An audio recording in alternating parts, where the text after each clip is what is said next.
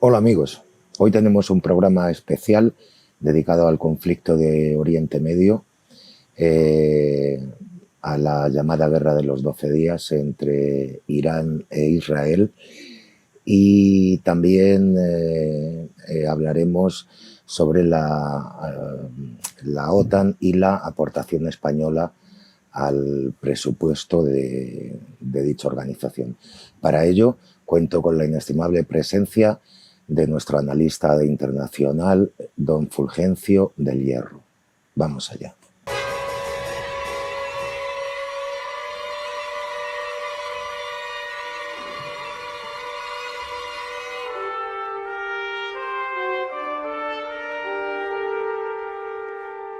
Buenas tardes, Fulgencio, ¿cómo estás?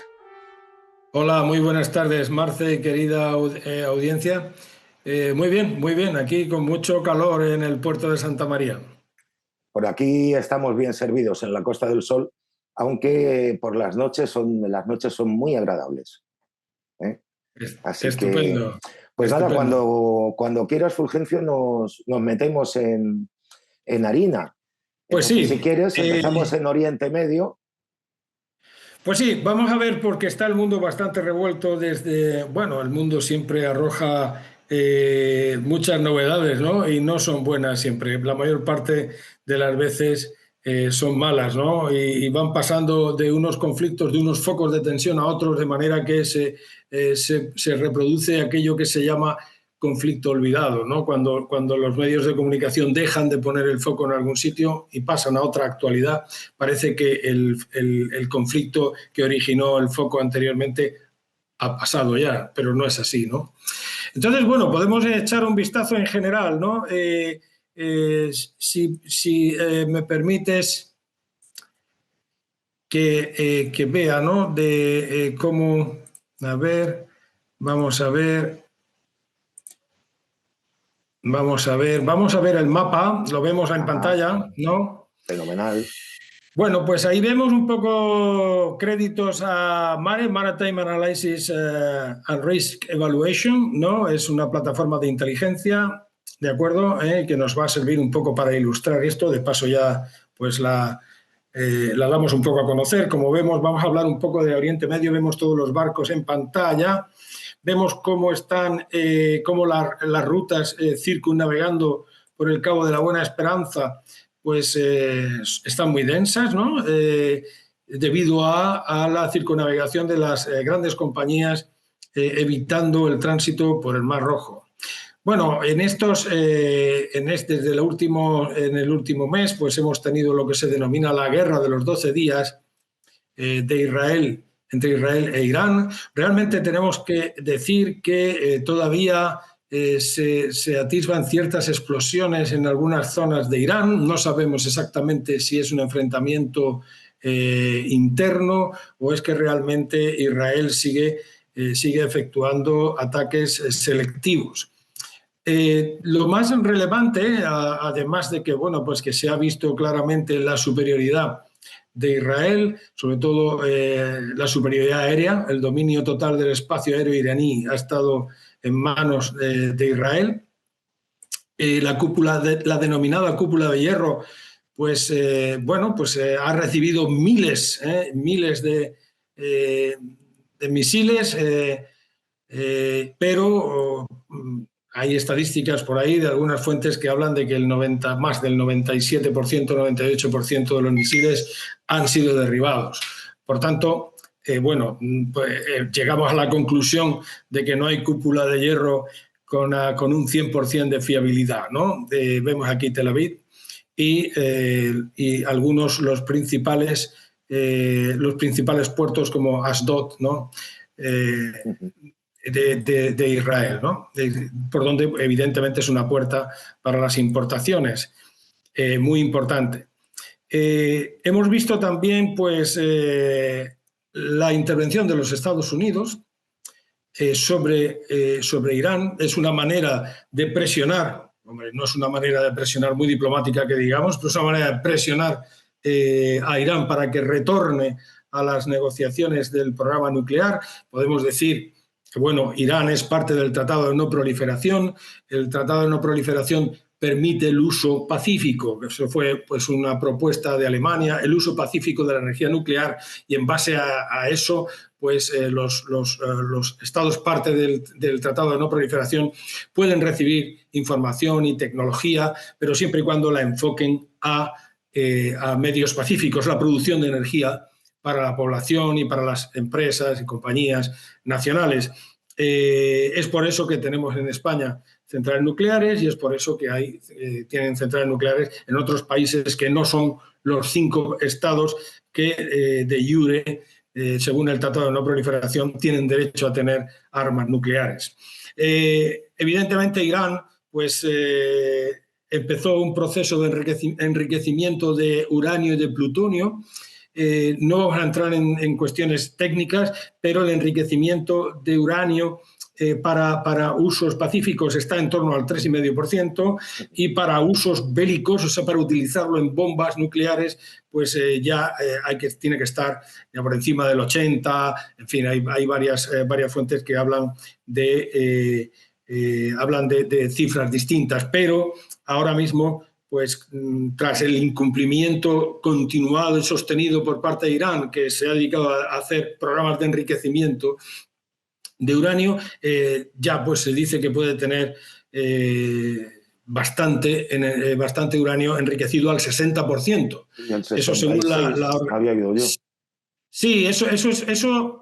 ¿Qué pasa? Que el Tratado de No Proliferación tiene unas salvaguardas y hay una agencia que es de la ONU, que es la que se encarga de las inspecciones. Es la Agencia Internacional de Energía Atómica, que está en Viena, que es de la ONU, y bueno, se encarga de llevar a cabo las inspecciones. Entonces es un problema que pues cuando Irán se niega a ser inspeccionado o cuando las inspecciones arrojan determinados resultados, pues tenemos como realmente Irán pues ha llevado un proceso continuo de enriquecimiento de uranio que no puede tener otro objetivo que no sea el obtener la bomba nuclear. Según fuentes de inteligencia israelíes, y bueno, pues si tomamos como partida ese porcentaje de enriquecimiento, ¿no?, del 60%, pues Irán podría estar en condiciones de obtener una bomba atómica en cuestión de semanas. De ahí que el ataque de Israel deba de verse desde una perspectiva, a nuestro juicio, por supuesto, que puede ser discutible, de una perspectiva diferente a el ataque de los Estados Unidos. El ataque de los Estados Unidos es de todo punto ilegal desde el punto de vista del derecho internacional. Es decir, lo que es el jus ad bellum, el sistema antiguerra, digamos, ¿no?, cuyo marco está en la ONU, en la Carta de Naciones Unidas, pues solo permite las acciones de guerra en caso de defensa propia o ante un ataque inminente, que eso siempre es discutible, pero en cualquier caso de Estados Unidos pues no es de aplicación a Estados Unidos. Luego otra cosa es que los blancos que Estados Unidos determinó para su ataque sobre Irán puedan ser blancos militarmente hablando legítimos, porque no ha atacado ninguna central nuclear. Es una central nuclear, está prohibido atacarlas, hay mucha confusión en los medios de comunicación habituales.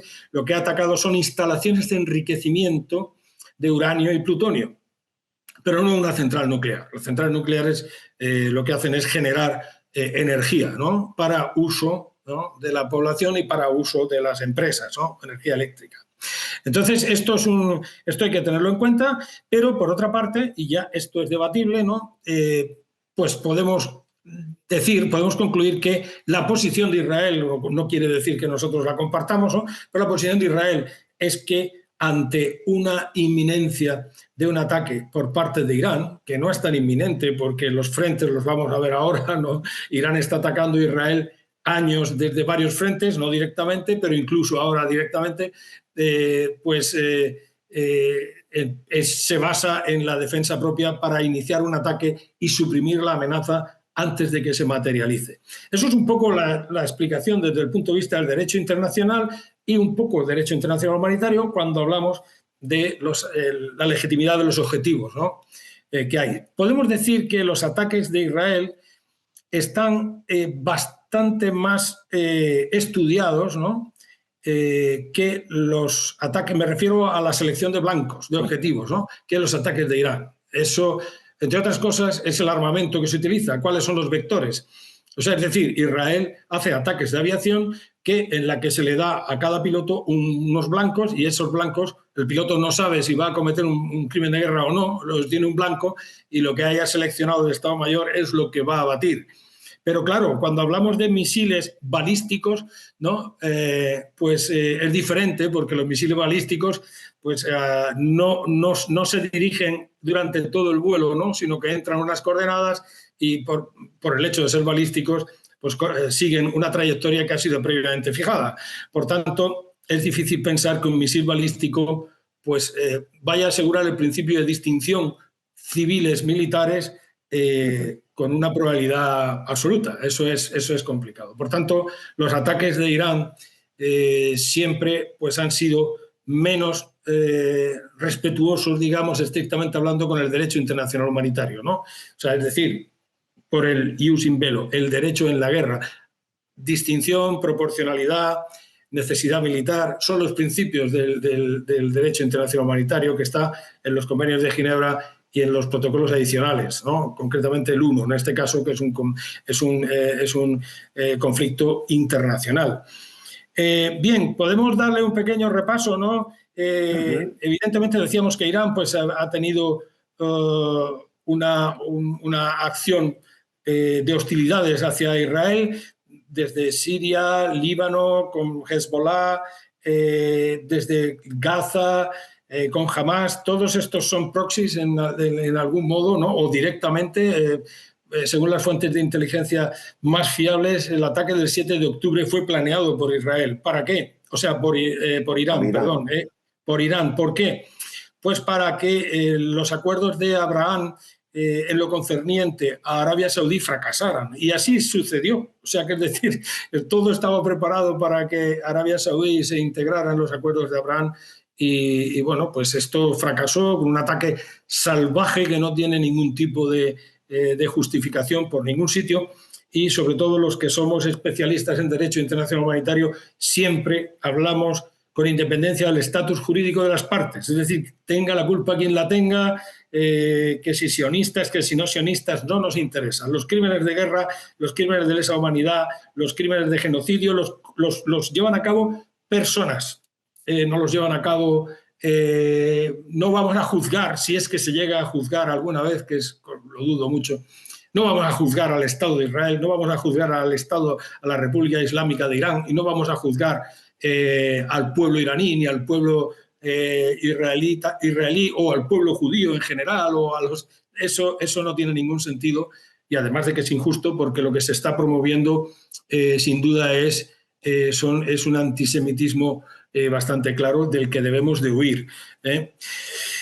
Bueno, por otra parte, pues también en Yemen, ¿no? Tenemos a los hutis. Disculpa, Fulgencio, sí, me gustaría saber tu criterio sobre la proporcionalidad o desproporcionalidad de la respuesta israelí al ataque del 7 de octubre. Bien, bueno, sobre esto hay para 70 programas, ¿no? Evidentemente, el ejército israelí está cometiendo, el ejército israelí, generales, personas, quizás el jefe de gobierno, está cometiendo crímenes de guerra. Eso es evidente. ¿Qué es lo que sucede con lo que se ve? Evidentemente no hay una proporcionalidad. La proporcionalidad es un principio del derecho internacional humanitario. Y por tanto, la proporcionalidad, lamentablemente, se mide en un número de bajas civiles aceptable de acuerdo con la importancia y la ventaja militar del objetivo. ¿Qué sucede? ¿Por qué Israel ataca un hospital? Lo hemos explicado anteriormente. Porque Hamas utiliza objetivos que están protegidos por el derecho humanitario, como son los hospitales, como hace Hezbollah con los colegios a la hora de lanzar cohetes, con las ambulancias. Esos son crímenes de guerra en sí mismos. Es decir, cuando enseñamos a uno de nuestros alumnos del ejército, ¿qué harías tú si te disparan en una patrulla en el Líbano desde una ambulancia? La respuesta que uno espera, que el profesor espera, es: le respondo con fuego a la ambulancia. aplicando el principio de proporcionalidad y el de distinción en la medida máxima que se pueda, es decir, civiles, militares. Pero evidentemente cuando Hamás lo que hace es que sus combatientes, que no son combatientes, el combatiente es un estatus, ¿no? Honorable que da lugar a ser prisionero de guerra, es decir, no te pueden juzgar por haber matado 50 adversarios y lo has hecho, ¿no?, de acuerdo con el derecho humanitario. Pero en este caso son terroristas, se mezclan con la población civil. ¿Y dónde sitúan sus centros de operaciones, centros de comunicaciones? En estructuras que están protegidas por el derecho internacional humanitario. Es decir, no, este es el análisis de lo que sucede. Con independencia del estatus jurídico de las partes, querido Marce, no podemos pensar, es difícil desde luego acabar con Hamás. Es muy difícil porque están mezclados con la población. De ahí vienen otros crímenes de guerra potenciales, ¿no?, como es el desplazamiento de la población, o incluso algunas, si me permites, butats, ¿no?, que ha dicho Donald Trump al principio del comienzo de su mandato, de decir que iba a hacer un resort, la Riviera, ¿no?, porque iba a vaciar Gaza de los gazatíes. Bueno, eso está, en el origen está que los terroristas están mezclados con la población. ¿Quién pierde con eso? La población. ¿Quién gana? Los terroristas. Entonces, esa es la situación. ¿Cuál es la solución aquí? La solución sería fuerzas de la ONU. Pero, a ver, como está ahora la geopolítica mundial, no podemos esperar, no es muy probable, digamos, que se produzcan resoluciones del Consejo de Seguridad, que es el marco legal que da pie a estas fuerzas, ¿no? Después de las sanciones a Rusia, la situación contra China, las sanciones a Rusia como consecuencia del conflicto en Ucrania. Es decir, esto ya lo hemos dicho antes, ¿no? Estamos en una situación, en el peor de los escenarios, donde ya la interdependencia compleja ha desaparecido. Es decir, no hay manera de sentar a los 5 Ps, ¿no?, del Consejo de Seguridad y hacer una solución que la aprueben 9 y entre ellos los 5 permanentes, en el sentido en el que todos asuman un problema como común, ¿no?, que es lo que se conoce como interdependencia compleja. Y eso es así, porque Rusia no va a firmar nada con los Estados Unidos cuando le está pasando armas, o con el Reino Unido y Francia, que son miembros de la Unión Europea, que le están pasando armas y son permanentes, que le están pasando armas a Ucrania, ¿no?, al gobierno ucraniano. Y esto es lo que pasa con el efecto dominó. Bien, nos habíamos quedado en Yemen, ¿no? Sí. Disculpa ahora... la interrupción, pero, no, pero creo que esto es interesante para está bien que tengamos una interacción, porque no parezca esto que sea una clase, ¿no? Entonces, ¿qué pasa en Yemen, ¿no? Por los hutis, que controlan una parte muy importante del territorio, pues son otro proxy, ¿no? Aunque tienen cierto grado de autonomía. Pero evidentemente son proiraníes e Irán está detrás de ellos. Es decir, los hutíes no tienen una fábrica de misiles. Y tiran cientos y cientos y cientos de misiles. Evidentemente, ahora, pues, como consecuencia de la guerra de los 12 días, los hutíes han vuelto a llevar a cabo ataques en el Mar Rojo. Las últimas 24 horas ha habido 2 ataques bastante serios con misiles, embarcaciones no tripuladas, embarcaciones tripuladas con RPG, que son lanzagranadas. Han muerto 3 marineros mercantes, y esos barcos, pues evidentemente tenían cierta relación con Israel, pero quizás no es relación económica, pero sí que otros barcos de esas mismas compañías sí que hacen escala en Israel con mercancía, lo cual implica, hay que señalar que el entorno de intereses de un barco es muy complejo, porque pues está la bandera, que es de un sitio, el operador, que es de otro sitio, el armador, que es el propietario, que es de otro sitio, en fin, es la carga. la carga tiene un dueño de la carga y por tanto hay muchos intereses distintos. Tener una idea del interés real conlleva una capacidad de inteligencia, una capacidad de análisis, que esa pues se tiene normalmente en las armadas, guardias costeras y en las agencias privadas de seguridad marítima, ¿no?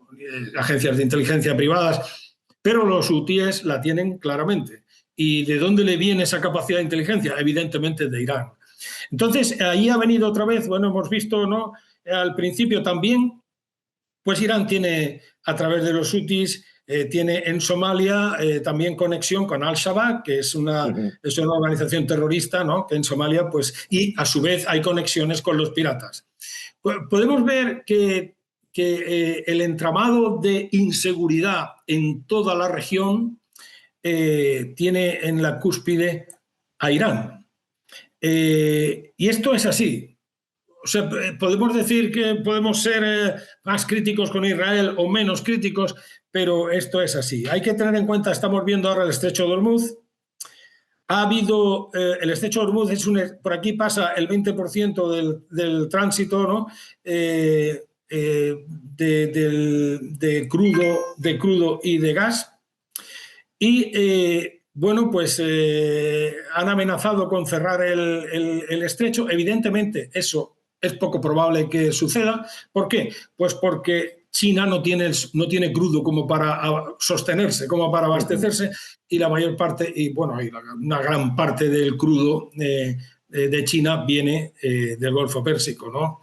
De Irán principalmente. Entonces, si Irán cerrara el estrecho, no lo puede cerrar porque es un paso internacional, pero si provocara, mediante el minado, ataques a mercantes, etcétera, ha habido una disminución del tráfico, ¿no? Ha habido una disminución del tráfico en lo que va en lo que va de mes, ¿no? Y después, bueno, en torno a la guerra, ¿no? Y todavía se ve con respecto al mismo periodo del año pasado. Pero si se le ocurriera cerrar el tráfico, primero sería en contra suya. China no está interesado en eso. Tendría que desviar sus aprovisionamientos de crudo a Rusia, principalmente, y bueno, le podría caer el Armagedón, ¿no? Por supuesto, la comunidad internacional, léase Estados Unidos, pues reaccionaría de una manera muy dura, ¿no? Contra el régimen de los ayatolás, ¿no? Ese es un poco la cuestión. Confiemos en que la situación con respecto a Irán vaya suavizándose, pero yo no tengo muchas expectativas a la hora de pensar que Irán va a dejar de, voluntariamente, ¿no? Va a dejar de enriquecer uranio hasta alcanzar niveles de uso bélico.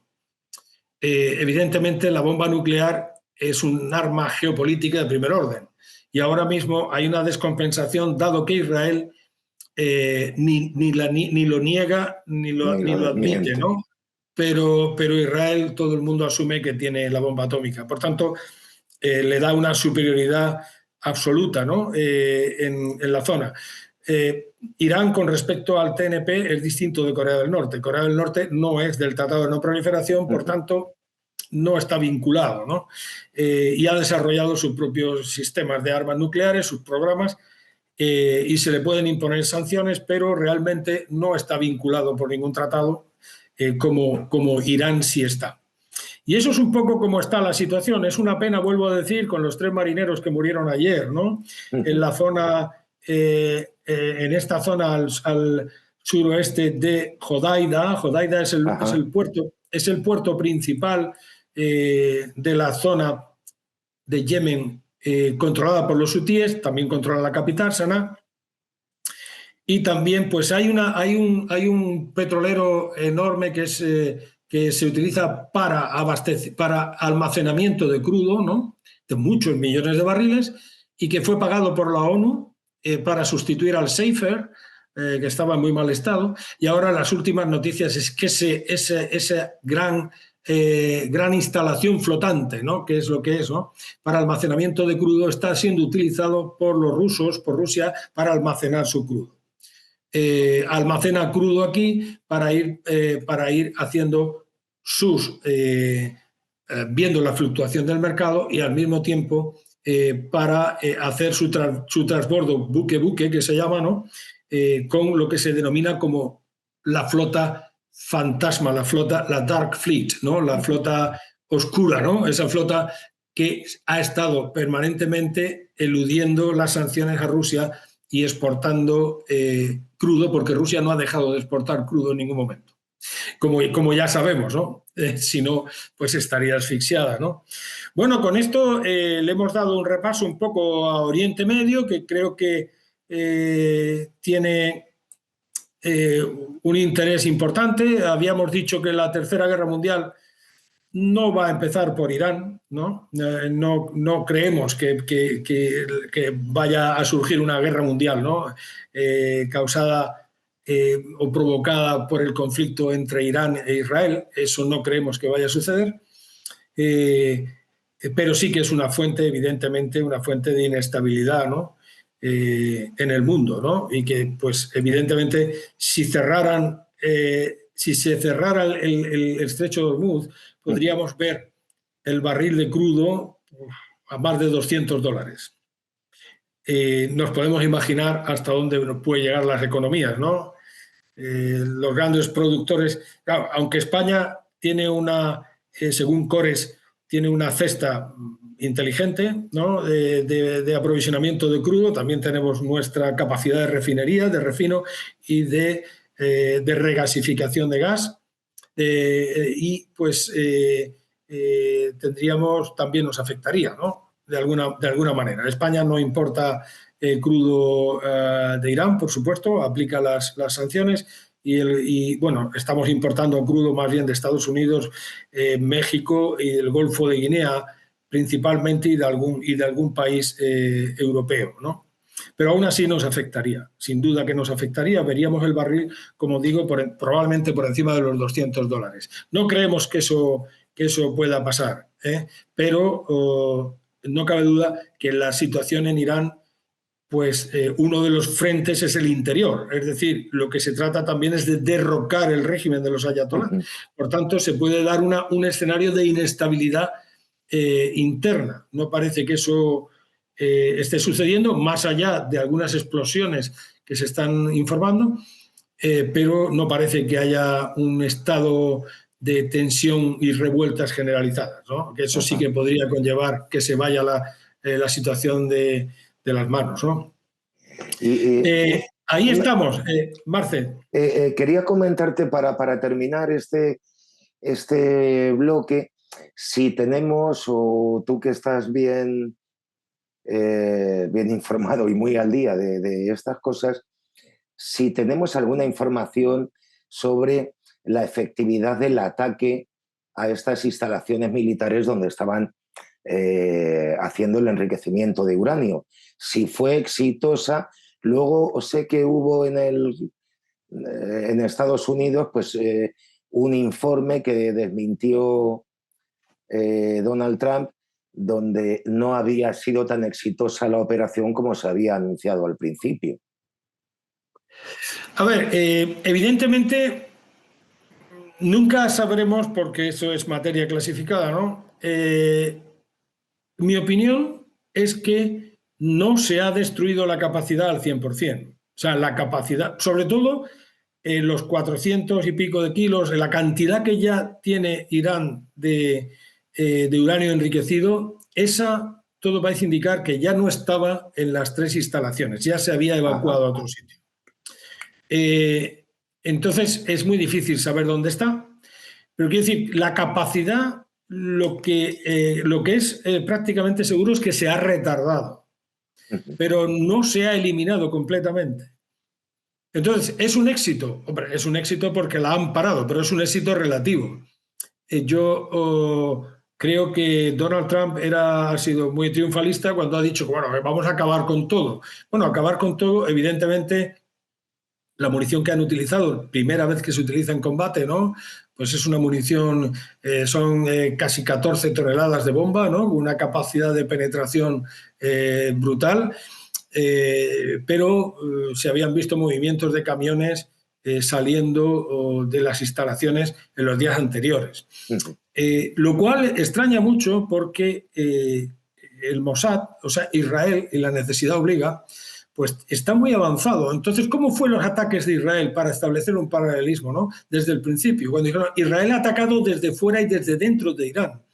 Los cuellos de botella, las lanzaderas de misiles de Irán son móviles y, por tanto, los silos de misiles están en un sitio y las lanzaderas pueden estar en otro, ¿no?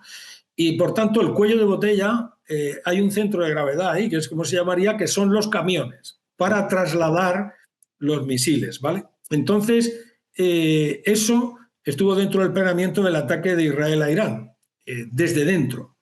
Y por tanto, eso en un principio, los primeros días del ataque, dejó a Irán con una capacidad de respuesta muy mermada. No sin capacidad de respuesta, porque lanzó misiles al poco tiempo, pero bastante mermada, ¿vale? Entonces, eso extraña un poco que la inteligencia norteamericana no haya visto con bastante antelación los movimientos de camiones sacando material de los blancos, ¿no? De los objetivos. Pero eso es lo que se dice. Yo creo que realmente la capacidad se ha retardado, se ha retrasado, pero no se ha eliminado.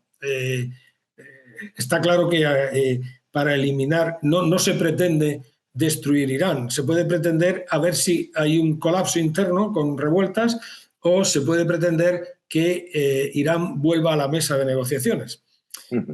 Pero no está en nuestra cabeza pensar, ¿no? Que se va a hacer una invasión de Irán, ¿no? Y se va a acabar totalmente con el problema por vía de la fuerza, ¿vale? Eso es así, a menos que esto pues estuviera ya en un nivel de que hubiera armamento nuclear de por medio. Pero no creo que Estados Unidos autorizara, y digo bien, ¿no? Autorizara a Israel a utilizar una bomba nuclear. Pero bueno, todo puede pasar. Evidentemente, el armamento nuclear de Israel asegura su propia supervivencia. Bueno, pues muy bien, vamos a cambiar de tema. Y bueno, pues vamos últimamente. El presidente del gobierno, Pedro Sánchez, en la cumbre de la OTAN.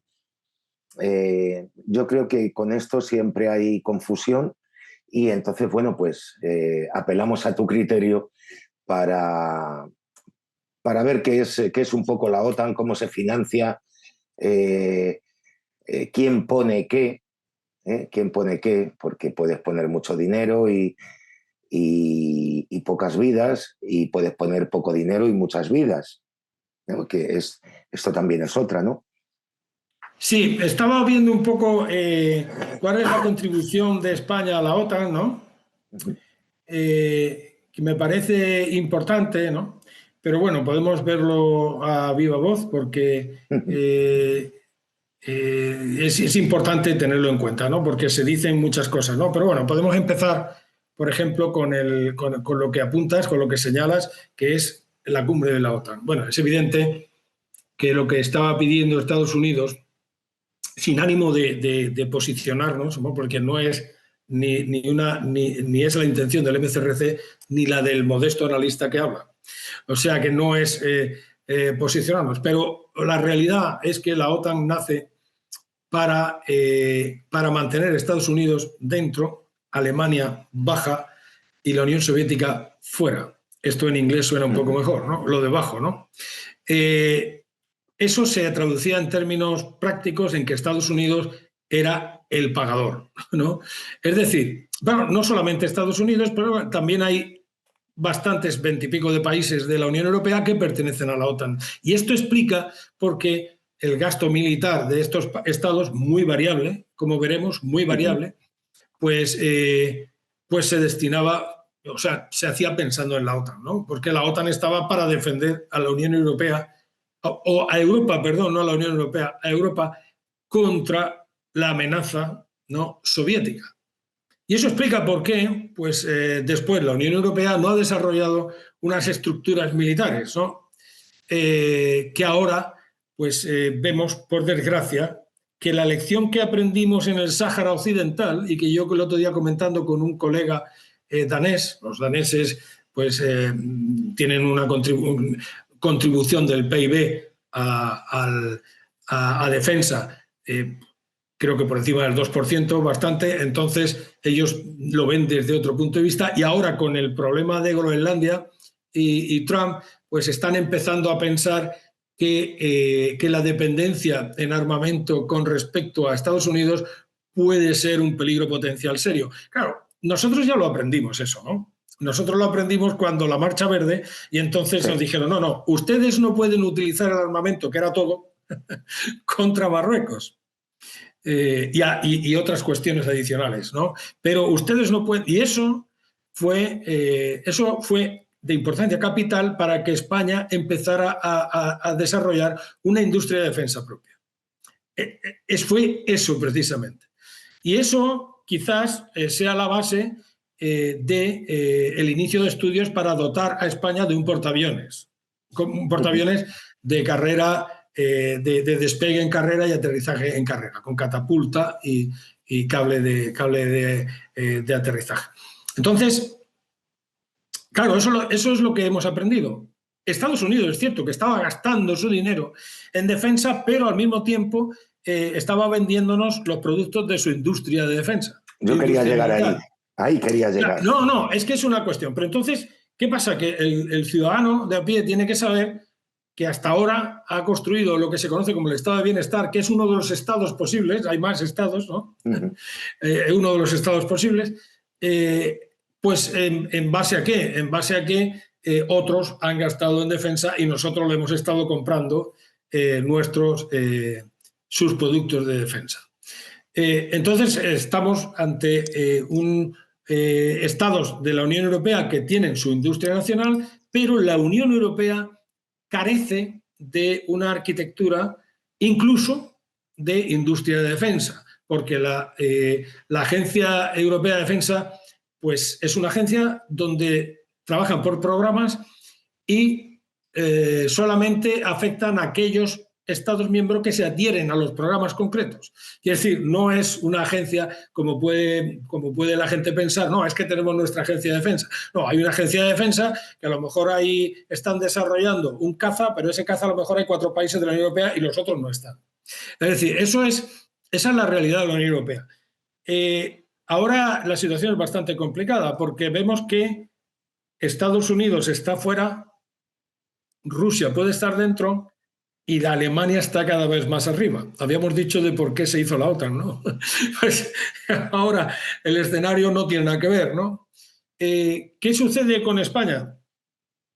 Hombre, España tiene un problema, que es que en el Tratado de Washington no está incluido, en el que nosotros firmamos, no está incluido Ceuta y Melilla. Entonces, ¿tiene que estar España en la OTAN?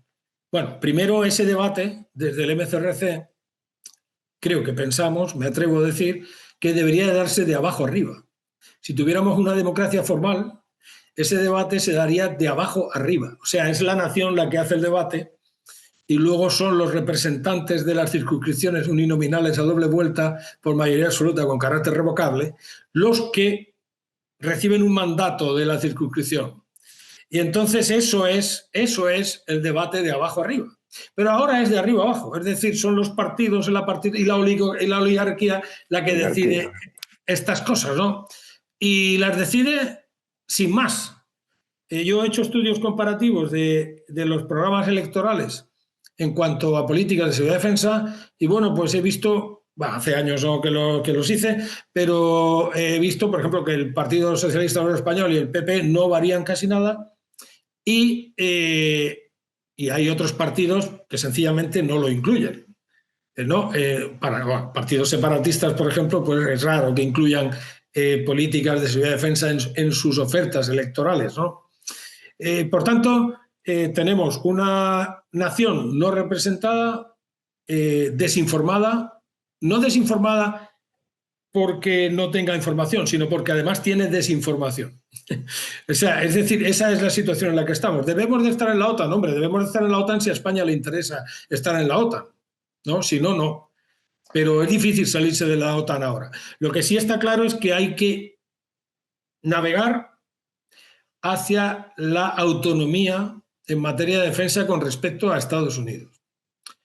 Digo autonomía, no independencia. Autonomía, porque independencia es difícil, ¿no? Autonomía. Y eso es fomentando proyectos y programas de defensa de la Unión Europea y en la medida de lo posible nacionales. Es decir, España no puede desarrollar un cazabombardero por nosotros mismos. Por tanto, tiene que estar junto con otros socios. Sí hemos podido desarrollar un submarino propio, por ejemplo. Ahora veremos en qué queda el portaaviones, ¿no? El portaaviones. ¿En qué queda? Pero bueno, eso sería un paso cualitativo de primer orden, porque además nos daría autonomía, porque ¿quiénes son los proveedores de aviones de despegue y aterrizaje vertical? Los ingleses, únicamente los Estados Unidos. Ah. Entonces, si queremos sustituir nuestros Harrier, hoy tenemos que comprar el F-35 Bravo, el F-35B. Y eso, el único proveedor en el mundo son los Estados Unidos. Es decir, ahora mismo esa es la situación en la que estamos, ¿no? Si tenemos un portaaviones, podemos decir que o estamos en un programa junto con otros países para desarrollar un caza, un sistema, o podemos incluso comprar los Rafale franceses.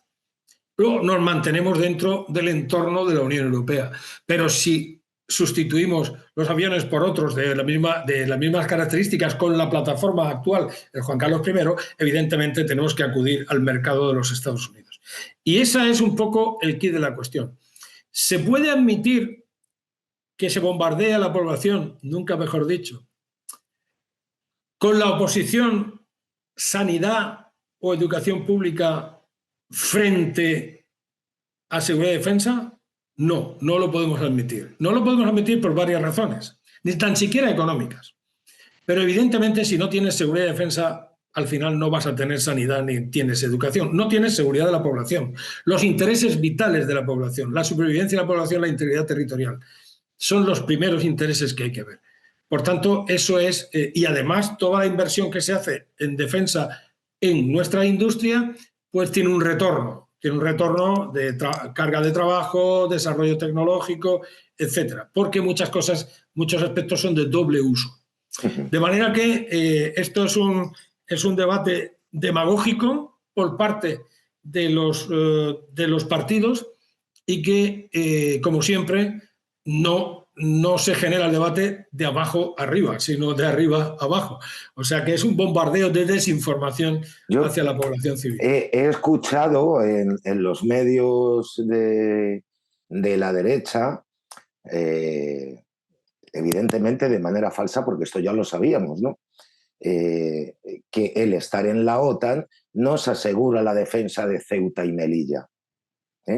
Entonces, pero es que yo no sé si las Canarias tampoco están incluidas, ¿no? Sí, las Canarias sí. Bueno, sí. Pues lo he leído en varios medios de la derecha o en radios y demás, que sí están bajo el paraguas de la OTAN, pero eso no está firmado. No, a ver, en cuestiones de seguridad y defensa, a ver, el Partido Popular y el Partido Socialista Obrero Español son partidos, bueno, hasta ahora eran... según don Antonio García Trevijano, yo creo que estamos todos en eso, sí. Eran partidos socialdemócratas, ¿no? Básicamente. Buscan lo mismo y en los grandes temas, digamos, pues no hay mucha diferencia. Luego la acción exterior, con este último gobierno de Pedro Sánchez, se ha vuelto más caótica. Pero me da igual que sea el PSOE o que sea otro. La cuestión es si se ha vuelto más caótica es porque la forma de acceso al poder condiciona su desempeño. Que es lo que a nosotros nos importa, no la jugada en sí. O sea, si Pedro Sánchez hubiera sido elegido en circunscripción única nacional a doble vuelta, a mayoría absoluta, pues podríamos estar comentando que nos gusta o no nos gusta lo que hace, pero sería legítimo. Sería legítimo, ¿no? Ahora mismo tiene el poder, ¿no? Lo protestas, pero no tiene la legitimidad moral. Entonces, eso es lo que vemos. O sea, no hay diferencia. Ahora sí, de vez en cuando se escuchan ciertas... no quisiera emplear algunas palabras gruesas, porque a mí es en tema de intereses vitales de la nación, me preocupa mucho, nos preocupa mucho. Nos preocupa mucho porque es la seguridad y la supervivencia de nuestros compatriotas. Entonces se han escuchado, pues, no sé, incluso alguna diputada, antigua compañera del Ejército, que estuvo en el Consejo Atlántico, estuvo en la OTAN en Bruselas, pues afirmar sin ruborizarse que a ella le habían dicho tomando café por los pasillos que si atacaban Ceuta o Melilla que ellos nos iban a apoyar. Es decir, a ver, lo que pone el tratado es lo que pone el tratado y las fuentes del derecho internacional son tratados, la costumbre y los principios generales. No me hable usted de cafés, que no somos estúpidos. Por cierto, estaba la señora de Palacio también allí, que no me importa de los partidos que sean, estaba allí porque esto se produjo en el Congreso de los Diputados en la sala Ernest Lluch. Y bueno, pues dijo, bueno, eso no lo pone el tratado. Pues yo levanté la mano y dije, no, es que eso no lo pone el tratado. Usted me puede decir aquí a mí que le han tomado, que se lo han dicho en un café, en la cafetería, pero yo no voy a fiar la seguridad de mis compatriotas a lo que a usted le digan en un pasillo, ¿no? Esa es la realidad. O que otros del Partido Popular digan, bueno, sencillamente se nos olvidó, ¿no? Lo de Ceuta y Melilla, ¿no? No al Partido Popular, que no fue el que hizo claro. el acuerdo, pero no, sí, es que a España se le olvidó. A ver, tampoco voy a decir palabras gruesas, ¿no? Nadie puede decir que se le ha olvidado. A España, sí, a España. Se le ha olvidado a España meter a Ceuta y Melilla, o fue una presión de Estados Unidos, no lo sabemos, ¿no? No lo sabemos. En cualquier caso, esto es lo que dice el tratado, porque Argelia no se le olvidó a Francia. O sea que Argelia después se independizó y por tanto está fuera, pero cuando era territorio francés no se le había olvidado, o sea que estaba ahí. Y esa es la realidad.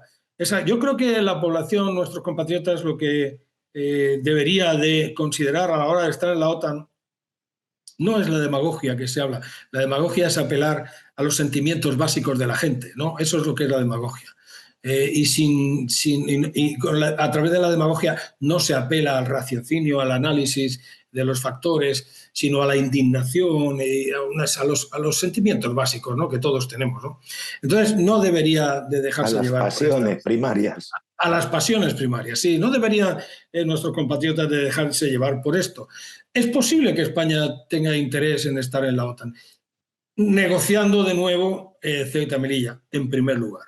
Y también habría que ver cuál es el aporte de España a la OTAN en términos prácticos. Y sabemos que el aporte de España a la OTAN es muy alto, quizás de los más altos. Es decir, ¿a qué viene que tengamos una misión, que contribuyamos permanentemente a la misión de policía aérea en las repúblicas bálticas? Pues hemos tenido ahí aviones siempre. O que despleguemos en Rumanía, incluso hasta fuerzas de infantería de marina.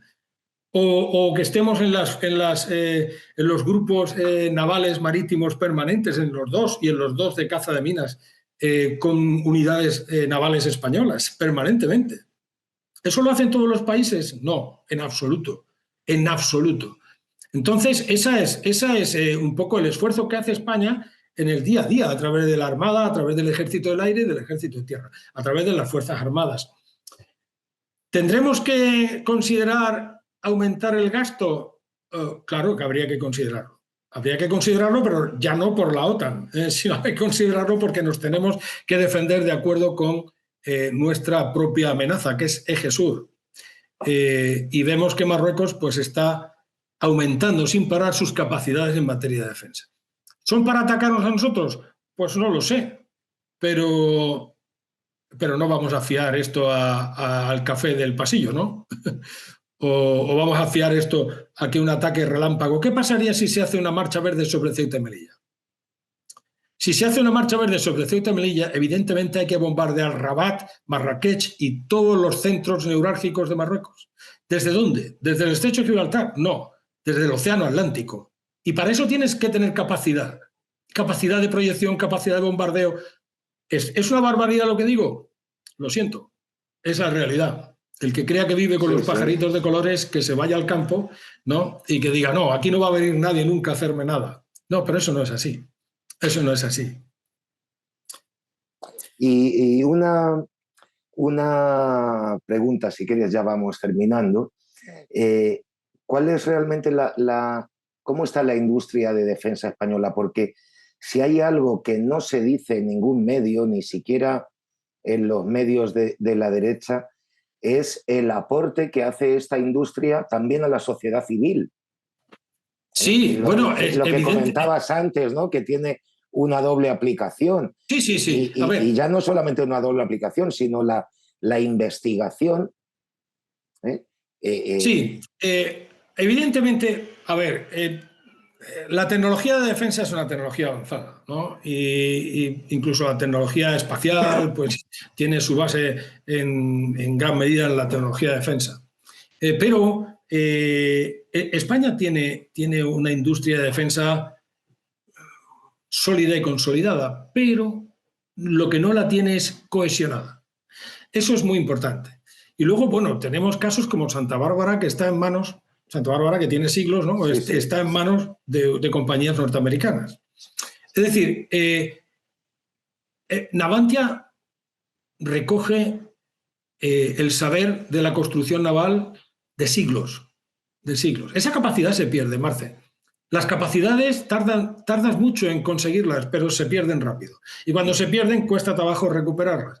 Pero la capacidad de nuestros ingenieros navales, de tener nuestro propio ingeniero naval, la capacidad de construcción naval de un país que hizo el Santísima Trinidad, ¿no? En La Habana, que era la fortaleza de los mares, y que hemos hecho barcos hasta en Guayaquil, ¿no? Y que hemos tenido astilleros desde las atarazanas gallegas y catalanas, pues eso ha sido así durante siglos y la hemos ido manteniendo. Pero lo que le falta es cohesión, es decir, ¿cohesión para qué? Cohesión para ir como grupo a los contratos internacionales, que no sucede con Francia y con Italia, que van y por tanto tienen una visión más global, más comprensiva a la hora de acudir a contratos. Y eso es importante, porque la industria de defensa hay que mantenerla y se mantiene fabricando, Marce. Eso es importante. Claro. No se mantiene con los presupuestos generales del Estado. Los presupuestos, de los presupuestos generales del Estado, evidentemente pueden salir, pues, I+D, sale el mantenimiento de la flota de la Armada, salen las construcciones de la Armada, ¿no? Pero luego hay más industria naval. Estoy teniendo en mente el sector naval, ¿no? Que es un poco más cercano a mí. Pero ahí, pues evidentemente se tiene que sostener pues con mantenimiento, construcción de petroleros, mantenimiento y varada de cruceros. Es decir, eso, y aparte que no es de otra manera porque tenemos un organismo de la competencia en la Unión Europea que no nos dejaría, ¿no?, hacer eso, ¿no? Porque al final eso lleva al dumping y, o sea, no podemos mantenerlo con los presupuestos de defensa. Y por tanto es algo que tiene que venir del tejido empresarial de la nación española. Y eso es lo que tenemos que tener, perdón, eso es lo que tenemos que tener en cuenta. ¿Cómo está la industria de defensa? Bien. ¿Está perfecta? No. Puede estar mejor. Es una cuestión de hacer grandes políticas y grandes estrategias nacionales, que evidentemente la oligarquía partitocrática tiene que mantenerse en el poder y entonces está enfocada en sus políticas al mantenimiento del poder total, ¿no? Al que ha cedido de una manera concreta, que es mediante el trapicheo y lo que le llaman consenso, que ya que sabemos. Es a lo que nos trae esto al final. O sea, es decir, no podemos... tenía una conversación con una inspectora del Cuerpo de Policía, el Cuerpo Nacional de Policía, donde la inspectora, en LinkedIn está, ¿no? Hablaba de qué tipo de seguridad tenemos en España. Bueno, pues que hay una fragmentación, que los Mossos de Escuadra tienen su propia base de datos, la Ertzaintza tiene su propia base de datos, cada vez los están echando más de Navarra. Digo, bueno, hombre, a ver, lo malo es que esto lo escuchaba yo en las aulas del Instituto Universitario General Gutiérrez Mellado hace, bueno, el año 2011, 2010, ¿no? Y lo peor es que la gente no se da cuenta, ¿no? La gente no se da cuenta. Es decir, ¿y cuál es el origen del factor causal de esto? Pues que el acceso al poder condiciona su desempeño y que el pacto del Majestic fue el que hizo que la Generalitat de Cataluña tuviera los Mossos de Escuadra. ¿Para qué quieres tú tener una policía autonómica? Que me lo expliquen. ¿Para qué quieres tú tener una policía autonómica? O sea, si hay una policía nacional que está en todo el territorio y que es integral, ¿tú por qué necesitas tener una policía diferente? O sea, es la pregunta práctica, ¿no? Claro, es que ¿qué quieren los nacionalistas? Sí. No, realmente no son nacionalistas, lo que quieren es tener un Estado. y el Claro. Estado, el que controla el Estado, controla las vidas y haciendas de los súbditos de ese Estado. Luego viene la desinformación con temas realmente delirantes. Es decir, los nacionalismos periféricos son progresistas, pero el nacionalismo central, si existe, ese es fascista, ¿no? Claro, es que... Ahora, los nacionalismos son todos una estupidez. O sea, claro, son incluyendo todos el malos. nacionalismo español. Pero eso es que, Fulgencio, es que también yo creo que se ha cambiado lo que es la izquierda, que no existe, porque si la izquierda no es revolucionaria, es como dice Juan Manuel de Prada, un sopicaldo, ¿no? Si la izquierda no es revolucionaria, ¿qué es? Entonces, por eso lo llaman progresismo. Sí. Que no es otra cosa que servir a los intereses de la plutocracia internacional. Vamos, es que no hay otra. Sí, efectivamente. Y esto, pues sí, es una opinión, no te podría enseñar cuentas ni números, pero ciertamente los gobiernos europeos, sobre todo, ¿no? Esto es la Unión Europea es un albañal. Podemos dar un repaso rápido a una encuesta que ha publicado el Real Instituto Elcano, que bueno, el tamaño de la muestra son 1000 entrevistas, ¿no? Bueno, pues es un tamaño que se utiliza. Luego el tamaño de la muestra con respecto al universo, pues es el que da un poco la fiabilidad, ¿no? Pero lo podemos, si me permites a ver, que comparta. ¿Lo vemos? ¿Lo vemos? Perfectamente. Bueno, vemos aquí los principales resultados. Hay que decir que el Instituto, el Real Instituto del Cano tiene su aquello, ¿no? Es sospechoso en cierto modo, ¿no? De ser un poco lo que se conoce como un grupo de pensamiento, un think tank, ¿no? Que está muy influido por el Reino Unido, es posible, eso es lo que se comenta. Y bueno, pues si hacemos un seguimiento de todas sus publicaciones, vemos que efectivamente sí que hay un sesgo en ese sentido, ¿no? Y eso pues algún que otro querido coronel youtuber lo sabe perfectamente. Bueno, youtuber no lo voy a llamar, pero sí... bueno, está en eso. Bueno, no, pero bueno, yo tengo que tenerle mi respeto correspondiente personal, ¿no? No creo que sea faltarle. Bueno, tiene un canal, pero él sí que ha sufrido esto. Él sí ha sufrido un poco esto y bueno, el Real Instituto del Cano pues es conocido, ¿no? Incluso por el jefe principal, ¿no? Y es así. Pero bueno, estos resultados, bueno, pues algunos son un poco sorprendentes, ¿no?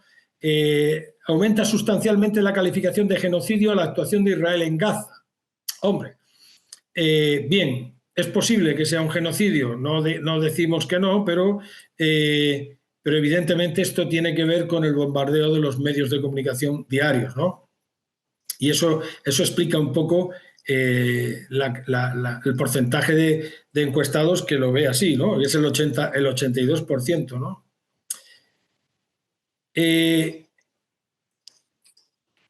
También habla de que, bueno, no hay un antisemitismo, ¿no?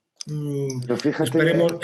Habías pasado una pantalla hace un segundo donde según la encuesta, un 20 y tantos % de la población española, de los encuestados, dice, aquí lo estoy leyendo, dice menos de la cuarta parte de los españoles, un 23%, sí, lo tenemos aquí. Antipatía. Sí. Exacto. Siente antipatía o baja simpatía hacia los judíos como pueblo,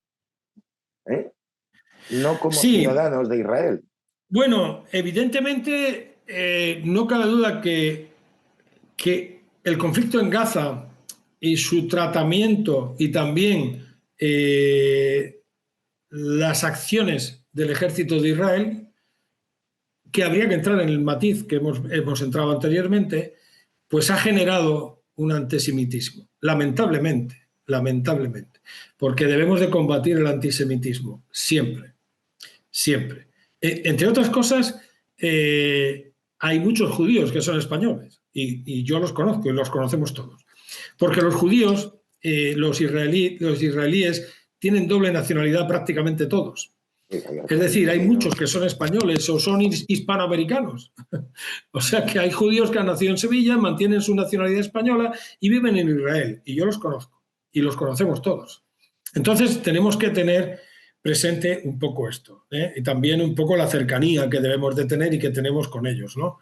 Es decir, que este 23% que tiene su sesgo correspondiente, pues es evidente que se deriva en su gran mayoría, creo yo, de la desinformación, porque además no se dice las personas que cometen crímenes de guerra, crímenes de lesa humanidad o genocidios son las que habría que juzgar, son los culpables, no el pueblo judío. O sea, el pueblo judío es como el pueblo español o el pueblo... No se puede decir eso, de que somos culpables, porque estamos en el enfoque bolivariano de Bolívar, del decreto de sangre, que los españoles y los canarios son culpables por el hecho de serlo. Y los americanos son inocentes por el hecho de serlo. Y eso sí que conllevó prácticamente un genocidio, ¿no? Bueno, vemos, por ejemplo, los conflictos armados, que a la mujer se le ataca por el hecho de serlo. Y a los homosexuales se les ejecuta en Irán por el hecho de serlo. O sea, no se les ejecuta porque haya cometido un crimen, no, es por el hecho de serlo.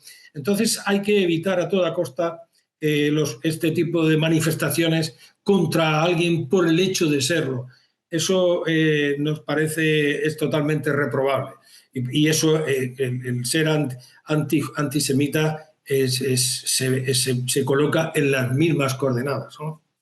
Es como atacar, o sea, los esclavos norteamericanos en la esclavitud, las personas negras eran esclavas por el hecho de serlo, aunque aparentemente fueran blancas. Es el cuarterón, es la gota de sangre, ¿no? Es lo que Harriet Beecher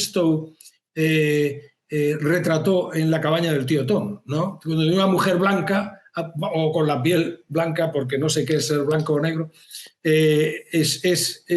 pues se le va a vender, ¿no? Se va a vender como esclava porque aplicaban la ley de una sola gota. O sea, que es decir, que eran esclavos, hay un clásico del cine por el hecho de ser negros. O sea, que o sea, la esclavitud es reprobable en todos los casos, ¿no? Pero en ese caso era por el hecho de serlo. Entonces eso es un poco mi protesta, ¿no?, a ser antisemita, ¿no? En cuanto a la Unión Europea, a ver, la inmensa mayoría se nota un poco la desinformación del ciudadano de a pie, ¿no? También hay que ver las preguntas, como la han hecho, ¿no? Porque ahí es la manera de manipular la encuesta, ¿no? Y es la sospecha un poco del Real Instituto Elcano, ¿no? La inmensa mayoría de los españoles considera beneficiosa la pertenencia de nuestro país a la Unión Europea, ¿vale? Bien.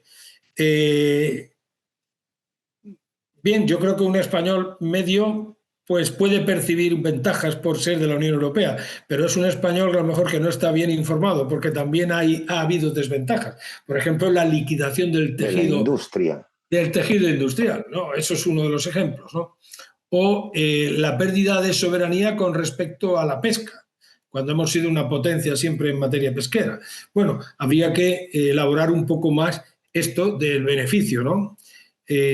También es cierto que el artículo, pues hay un artículo parecido al artículo 5, ¿no?, en el Tratado de la Unión Europea, parecido al artículo 5 del Tratado de Washington, que sí que nos aseguraría en principio que se considerara apoyarnos en el caso de ataque o agresión a Ceuta y Melilla. Eso también es cierto. ¿Cómo se lleva a cabo eso? Pues eso está todavía por ver, ¿no? Pero eso está en el tratado. La inmigración sigue ocupando el primer puesto en las preocupaciones de los españoles. Bien, por encima de la guerra en Ucrania. Eso es normal, es evidente, puesto que Ucrania nos pilla bastante lejos, pero no se compadece esto con lo que se ve después con respecto a Ucrania, lo que me suscita cierta sospecha, ¿no? Cierta sospecha. Nuestra visión con respecto a China, pues es evidente, e incluso es que hay bastantes organismos en España, como asociaciones de amistad hispano-china, comerciales hispano-chinas, que efectivamente no vemos a China tal y como lo ve la Unión, tal y como lo ve Estados Unidos, ¿no? Eso, nuestra visión es distinta, es la perspectiva. Y yendo a Ucrania, pues llama un poco la atención porque vemos aquí que si bien la inmigración pues es un problema que vemos más de cerca, ¿no? O una situación que vivimos más de cerca, ¿no? Sobre todo la inmigración ilegal, aquí se afirma que más de la mitad, el 52%, cree que la propia España debe enviar tropas para garantizar la seguridad en Ucrania. Dice, bueno, es decir, un ciudadano que se le pregunte eso, el ciudadano debería primero de preguntarse si legalmente es posible. ¿Y en base a qué? Entonces, su respuesta no puede ser que España debe de enviar. ¿España debe de enviar tropas sin tener un marco legal para ello? No sabemos. Esta pregunta alguien la ha pensado, pero lo que demuestra, más que el dato de que más de la mitad cree, a mí lo que me demuestra es que realmente ese 52% no tiene una idea clara de lo que es enviar tropas para garantizar la seguridad de otros países y por qué se pueden mandar. Está claro que el ciudadano no conoce la Ley de Defensa Nacional 5/2005, que dice que hay que ir al Congreso de los Diputados y pedir permiso para hacer eso. Pero hay que tener un marco legal de referencia. No es simplemente porque yo quiero mandarlas, ¿no? Que puede ser una resolución del Consejo de Seguridad de la ONU, algo imposible, puesto que Rusia es parte beligerante y es esencial por su capacidad de veto para una resolución. Es decir, esta pregunta no tiene mucha lógica, ¿no? 3/4 partes, el 75% cree que Europa debe seguir enviando apoyo militar a Ucrania. Bueno, pues el 75% de los entrevistados, ¿no?, que no son muchos, piensa eso. Vale, eso es un dato. En cuanto a la OTAN, que es lo que estábamos hablando, ¿no? El apoyo a la permanencia en la OTAN es altísimo, del 85%. Sí. Y la mayoría de los españoles, el 57%, cree que Europa debe de invertir más en armamento y defensa. Efectivamente. Eso son datos lógicos, pero claro, para invertir más en armamento y defensa hay que aumentar el gasto en defensa. Luego, esto no parece que se compadezca mucho una cosa con la otra, o no, ya si se va un poco a las fracciones dependiendo si es de izquierda o derecha, ¿no? La parte de la muestra, ¿no? Pero lo que tenemos que tener claro es una cosa: si queremos que Europa o la Unión Europea en su conjunto sea más autónoma con respecto a su propia seguridad y defensa, tiene que invertir más en seguridad y defensa. Claro. Y eso implica invertir en desarrollo, investigación y desarrollo de nuevos sistemas, porque si no, seguimos sin ser autónomos con respecto a Estados Unidos. Y eso, por supuesto, conlleva un aumento del gasto. Pero no un aumento del gasto de Alemania para que los españoles estemos más seguros. Es un aumento del gasto de todos. Un aumento del gasto racional, por supuesto. Hay que tener en cuenta que el 5% del PIB no lo gasta ni Estados Unidos. O sea que está en el 3 y algo. Está en el 3,5%. Y también hay que tener en cuenta qué se computa a la hora de decir eso, ¿no? Porque en Estados Unidos se computa, bueno, tiene un PIB enorme, pero se computa también los sueldos de los militares retirados. No digo en la reserva, sino retirados. Y por tanto, eso no sucede en España. Por ejemplo, ese gasto va a las pensiones, va al sistema general. Y por tanto, cuando ya está retirado, ¿no? Después de los 65 años. Por tanto, hay que ver también en qué se gastan las cosas, ¿no?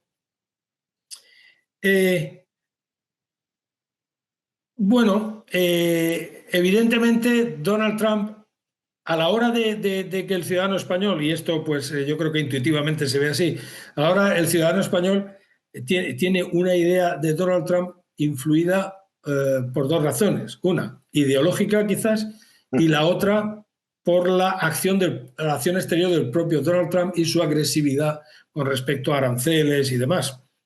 Sin embargo, yo creo que es nuestro trabajo, ¿no? Un poco en el MCRC decir la perspectiva o señalar, no estar de acuerdo, ¿no? Sino señalar la perspectiva de las reglas en Estados Unidos. Es decir, en Estados Unidos se elige, hay representación y hay separación de poderes. En España no la hay. Donald Trump no es mi presidente, pero Donald Trump lo han elegido por una serie de cuestiones y él está respondiendo aparentemente por eso. Lo que necesitamos en España no es ser anti-Trump, lo que necesitamos en España es poder hacer lo mismo. Sí, ¿Con sí. qué jugadas? Con las que decida la nación española en sus correspondientes circunscripciones electorales. Pero poder hacer lo mismo. Es que todos los mentirosos o mitómanos que salen, que pueblan las televisiones, todos tratan de homologar la democracia americana con la partitocracia europea. Y no es lo mismo. Allí Donald Trump, que es un elefante en una cacharrería, es un tipo, un señor histriónico y voluble, pues llega un juez, o sea, él dicta una orden ejecutiva, pero un juez cualquiera de distrito tumba esa ley. Allí no hay tribunal constitucional que valga. Allí el límite es el Tribunal Supremo. Entonces, los adoctrinados, sí, pero es que el Tribunal Supremo, los magistrados del Tribunal Supremo son nombrados por él.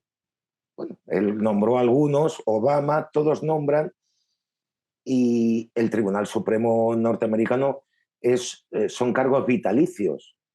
O sea, ellos ven caer presidentes durante su estancia en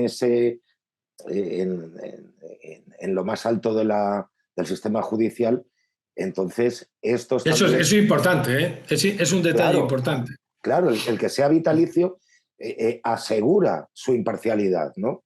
También habla, no, ahora es que el presidente americano tiene el Parlamento a su favor. Tendrá el Parlamento a su favor en lo que los representantes de los ciudadanos estén de acuerdo. Si no, los de su propio partido, y esto pasa cada día, votan en contra de su partido y en contra de quien haga falta con tal de mantenerse leales al mandato imperativo de los ciudadanos que los han puesto ahí. Claro, entonces, o sea, que no representan al partido tanto como a la circunscripción electoral. Claro, es que, mira, hay un caso curioso y termino. Hace unos días José Luis Ábalos, el exministro, pues le preguntaron por el escaño, ¿no? Dice, es que ahora me represento a mí mismo. O sea, ¿esto de qué nos da idea, Fulgencio? Me represento a mí mismo. Es que ni este buen señor, que al final le voy a coger simpatía porque es una especie de antihéroe, ¿no? Esto lo pones en una película de los 50 con Tony LeBlanc y das en la diana. Si él mismo te lo está diciendo, ya no represento al partido, me represento a mí. Pero los que están en el grupo mixto no tienen un distrito electoral. O sea, están ahí para llevárselo muerto, como decimos en Carabanchel. No están ahí para hacer nada por el ciudadano, en absoluto. Nada, termino el speech político. Es así. Bueno, por último, bueno, es una pregunta referente a las centrales nucleares, ¿no? Evidentemente, la gente, me parece lógico, ¿no?, que empiece a cuestionarse un poco ese bombardeo, ¿no?, antinuclear, ¿no? Primero, pues ha pasado por empezar a considerarse una energía limpia, ¿no?, porque lo que lanza a la atmósfera es vapor de agua. Entonces, bueno, pues después del apagón, pues la gente, yo creo que empezará a tomar conciencia de que lo importante es tener un mix, ¿no? Y no poner todos los huevos en una cesta, como diría un inglés, ¿no? Entonces eso pues tiene su lógica, pero también, de nuevo, la energía nuclear es un debate muy importante, muy importante. Quizás no exactamente, no me atrevo a decir como las pensiones, pero es uno de los grandes debates y las pensiones es un debate de importancia capital. La importancia de la energía nuclear es tan grande que debería ser de abajo arriba, de nuevo. Es decir, deberían de ser un poco los ciudadanos los que marquen un poco el paso y no una agenda que se inventa la oligarquía partitocrática y que nos pone en peligro, ¿no? Y nos deja como testigos mudos, no tenemos nada que decir, y ustedes se callan porque aquí el que lo hace soy yo. Y esta es la cuestión de la energía nuclear o la fotovoltaica o hidráulica, cualquier tipo de fuente que consideremos. Es decir, esto es un debate que debería de producirse en la sociedad y un debate informado, de manera que podamos verlo, ¿no? Porque tenemos centrales nucleares pocas, pero las tenemos en funcionamiento, son seguras y, bueno, pues van a acabar con ellas dejándonos y sin haber desarrollado tecnologías que le den estabilidad al sistema de transporte, de distribución basado en la fotovoltaica. Es lo que dicen los técnicos, que yo no lo sé. Y eso tiene que ver con la seguridad de la nación. Es una de las seguridades. La seguridad energética es fundamental. Seguridad energética, seguridad económica, seguridad alimentaria, seguridad financiera. Todas las seguridades, la polisemia de las seguridades. Esa es la conciencia que debe de tomar la nación, nuestros compatriotas, a la hora de tener una opinión sobre esto, que no tiene por qué ser todo el mundo la misma, pero que debe de, la democracia formal, por supuesto, nos dará la posibilidad de desarrollar estos debates de abajo arriba, por circunscripciones electorales. Y mi representante, al que yo he elegido, a la que yo he elegido, pues seguirá el mandato porque solamente tiene legitimidad si nosotros lo hemos votado en más del 50%. Y si no, pues será revocado o revocada. Y esa es la realidad. Y entonces la suma de todos definirá o aprobará algo tan importante como las grandes estrategias de seguridad energética. Eso no es lo que sucede ahora. Y bueno, eso es todo. Si quieres tocar algún tema más, Marce. Bueno, yo creo que está bien. Aquí el especialista eres tú, llevamos 1 hora y 20 más o menos y 17, ¿no? Estoy viendo. Si quieres añadir algo más y si no, sí, pues, claro, nos vemos la semana que viene. Nos vemos la semana que viene en el teatro en la calle Pez 17 en Madrid. Exacto. Yo no puedo asistir esta vez, estuve en el estreno, pero no puedo asistir esta vez porque además es que, bueno, tengo un concierto, vaya. Me fastidia trabajar el 18 de julio, no te creas. Es una fecha un poquito. Pero estarás en espíritu, estarás por supuesto que sí. Aparte, en el corazón de todos nosotros. Le recomiendo a todo el mundo que vaya a verla, a mis amigos de Madrid, porque aparte es una obra, es divertida, es incisiva y bueno, y se muestra el pensamiento de Antonio García Trevijano y de dónde viene. La verdad es que es muy recomendable. Bueno, y además responde a los parámetros del teatro clásico, de las tragedias griegas también. Exacto. Es decir, es didáctica. O sea, es didáctica. Y el uso que hace del lenguaje y de los personajes del Quijote, la verdad es que es muy recomendable. 18 de julio, Teatro Victoria, Calle del Pez, en Madrid. Allí esperamos a nuestros amigos. Fulgencio, nada, te emplazo para la próxima, ya nos ponemos de acuerdo porque el mundo está que arde. Te mando un fuerte abrazo y a nuestros amigos y seguidores, pues lo de siempre, que se suscriban a nuestro canal y que si les ha gustado, pues le den al famoso like y que comenten. Así que nada, muy buenas tardes a todos. Abrazo fuerte. Un abrazo.